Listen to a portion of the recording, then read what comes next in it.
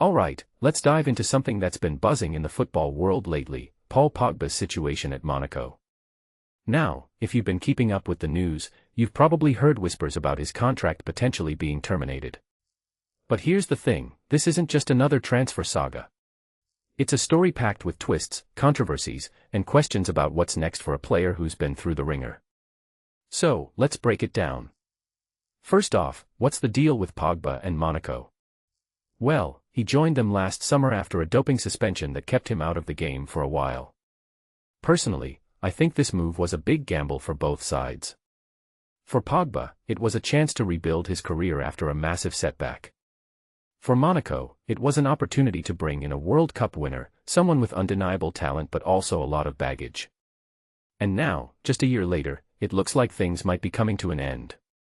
What makes this really interesting is the timing. Why now?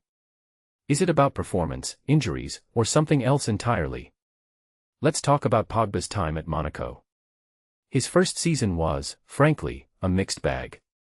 Injuries disrupted his playtime, which isn't surprising given how long he was away from the pitch. But here's where it gets tricky, Monaco just changed managers.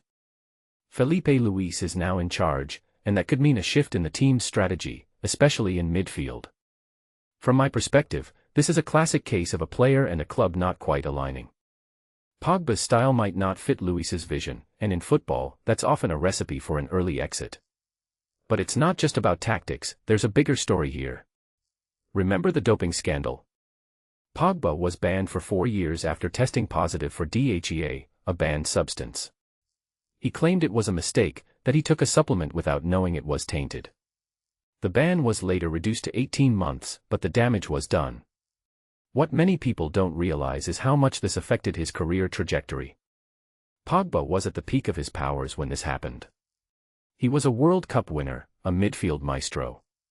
But the suspension derailed everything. When he finally returned, he wasn't the same player, at least not yet.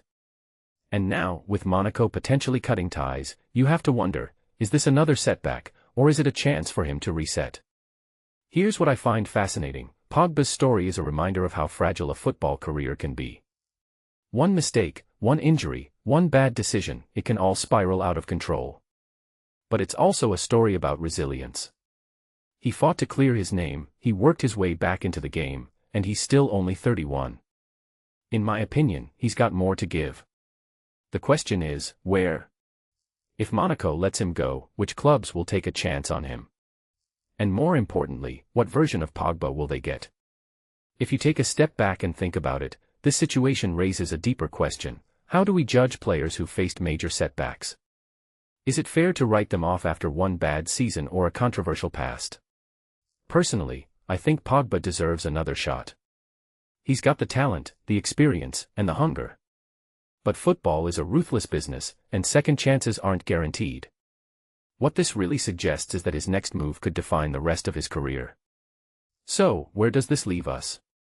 Pogba's potential exit from Monaco isn't just about contract negotiations, it's about his legacy. Will he be remembered as a player who overcame adversity, or as someone who never quite reached his potential? One thing that immediately stands out is how much uncertainty surrounds him right now. But uncertainty can also be exciting. It means the story isn't over yet. And as fans, that's what we live for, the next chapter, the next surprise.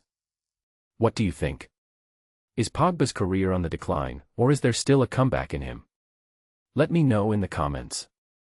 And if you enjoyed this breakdown, don't forget to like, share, and subscribe for more insights into the world of football. Because let's be honest, this game never stops surprising us.